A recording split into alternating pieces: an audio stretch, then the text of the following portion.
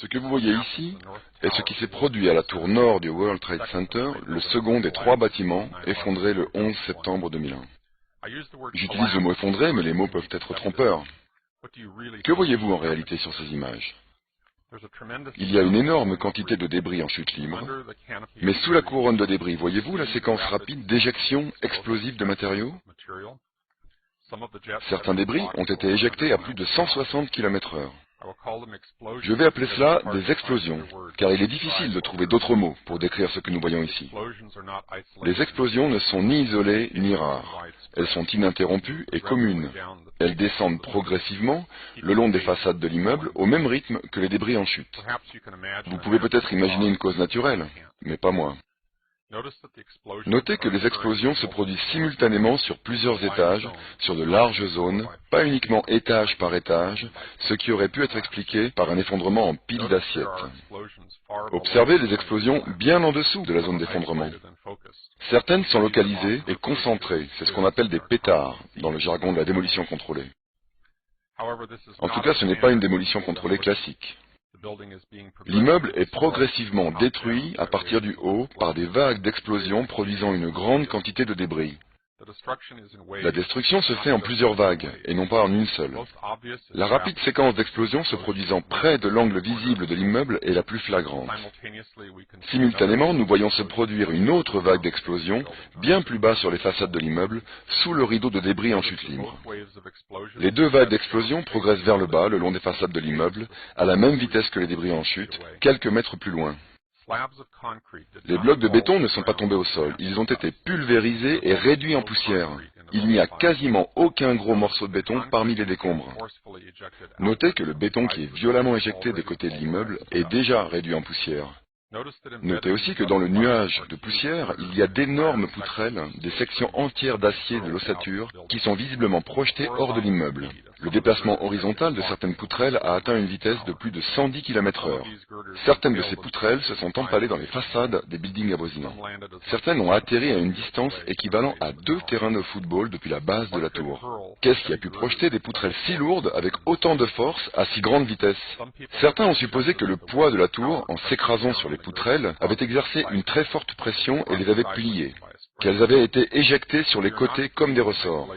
Mais ce n'est pas un nombre restreint de poutrelles éjectées. Nous voyons la majeure partie de la masse de l'immeuble, du métal, du béton, des meubles du bureau, des restes de corps humains, tout ceci réduit en petits débris et en fines poussières et éjecté dans toutes les directions.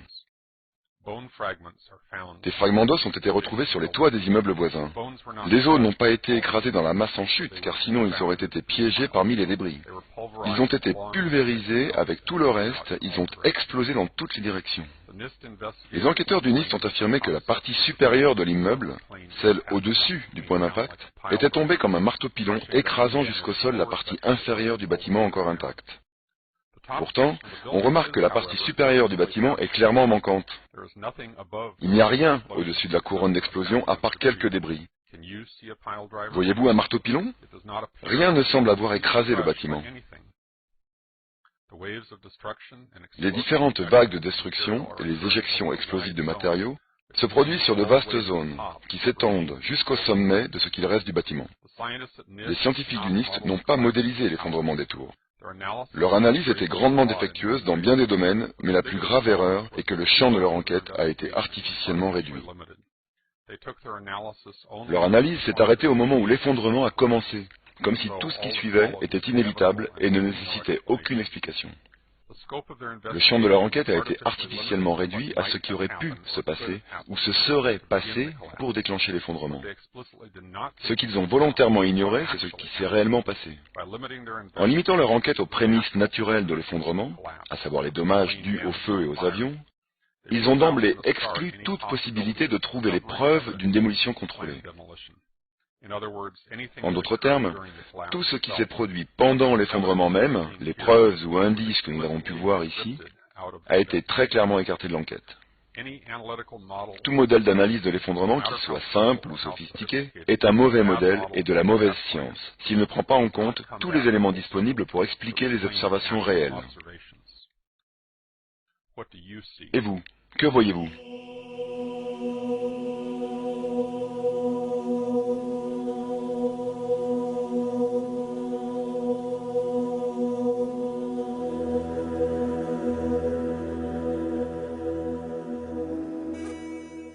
est impossible de le faire sans violer au moins deux lois fondamentales de la physique.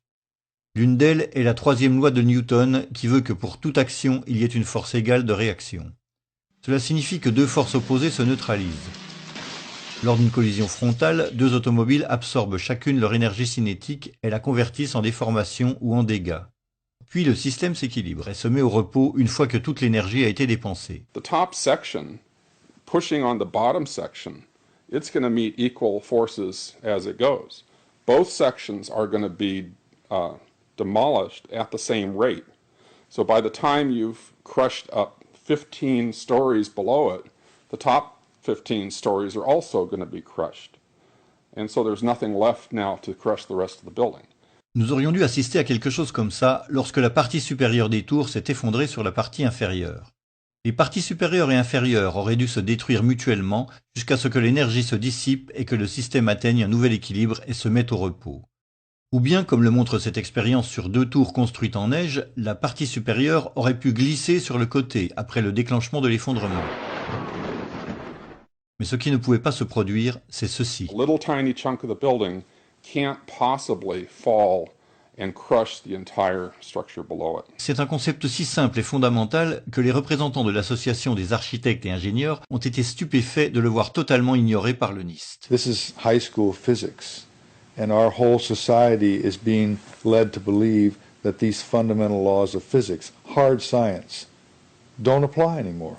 Mais même en admettant que la partie supérieure des tours a eu suffisamment d'énergie potentielle pour détruire le reste de la structure en dessous, cela ne pouvait de toute façon pas se produire à la vitesse observée, qui est proche de celle de la chute libre. Cela aurait violé un principe encore plus fondamental des lois de la physique, connu sous le nom de conservation de l'impulsion. Cette loi dit que l'énergie totale au sein d'un système fermé doit toujours rester la même. Comme nous l'avons vu, l'énergie d'un mouvement peut être transformée en une déformation au sein d'un même système. Mais pour que la déformation commence, la vitesse doit décroître afin de permettre la transformation d'une forme d'énergie en une autre. Aucune énergie nouvelle ne peut être ajoutée à un système fermé. La chute libre est un exemple particulier de conservation de l'impulsion. La chute libre se produit lorsque la seule force appliquée à un objet est la gravité. Cela signifie que toute l'énergie potentielle de l'objet qui chute est convertie en mouvement vertical. Dès que l'objet qui chute heurte un obstacle et se brise, la vitesse décroît, car une partie de l'énergie cinétique est transformée en déformation physique. Briser un objet requiert de l'énergie, et cette énergie doit provenir du système lui-même. C'est pourquoi une pierre ne peut pas en même temps continuer de tomber à la vitesse de la chute libre et se briser. Elle n'a pas assez d'énergie pour faire les deux choses à la fois. Revenons à présent aux tours jumelles et posons-nous une simple question. Si nous supposons que la partie supérieure gauche possède suffisamment d'énergie potentielle pour détruire le reste de la tour, et si nous considérons que nous libérons les deux blocs supérieurs au même moment, lequel atteindra le sol en premier? Le second, bien sûr, puisqu'il ne rencontre aucun obstacle sur son passage. Le bloc de droite va accélérer rapidement sous l'effet de la gravité et maintenir cette accélération jusqu'au sol. Le bloc de gauche, quant à lui, est obligé d'utiliser une partie de son énergie potentielle pour détruire la structure en dessous de lui, et ne peut donc pas maintenir l'accélération de la chute libre. Dans le cas des tours jumelles, les deux parties supérieures ont pourtant atteint une accélération proche de celle de la chute libre, comme si leur chemin avait été libéré de tout obstacle. Il a fallu entre 10 et 12 secondes à chacune des deux tours pour s'effondrer au sol, alors qu'une chute libre aurait nécessité 9,2 secondes. En d'autres termes, les deux sections supérieures des tours ont trouvé assez d'énergie pour détruire 80 000 tonnes de structures intactes, tandis qu'elles s'effondraient pratiquement en chute libre. Comme nous l'avons démontré, c'est absolument impossible par la seule force de la gravité. La loi de conservation de l'impulsion ne le permet pas. A building cannot do free fall with a huge steel structural system in place to support it. The Twin Towers could not have come straight down through the resistance of 80,000 tons of structural steel at the speed of practically free fall. That just would not happen. If in fact it actually hit and made an impact, it was effectively crushing anything, pushing hard on this core structure below it, the core structure is going to push back equally hard. And that's what's going to cause the top section of the building to slow down. As energy is drained away from the system to deform those members, it would slow down the descending mass and cause a descent at less than free fall speed. Il n'y a qu'une seule solution pour que ces bâtiments s'effondrent comme ils l'ont fait. The buildings fall at a speed which can only occur if the structure has been removed, the vertical structure. Ce même Cheyenne Sunder du NIST a reconnu que la chute libre ne pouvait se produire qu'en l'absence de structures porteuses sous-jacentes. Free fall time would be an object that has no structural components below it. Mais qu'est-ce qui a bien pu supprimer la structure porteuse en dessous, puisque la section qui tombait n'avait pas suffisamment d'énergie pour le faire? The fact that it's coming down at free fall says all of the energy is being used to just make it go straight down, which means it's coming down through itself and not breaking up the building as it goes. Something else has to be clearing the way. Il n'y a qu'une seule méthode connue pour atteindre une telle accélération en même temps qu'on supprime la structure porteuse. A building cannot do free fall without it being blown up. That's the only way it could come down at free fall. The only way that a building can accelerate as it collapses is by having pre-engineered, precisely timed and precisely placed explosives. In other words, controlled demolition.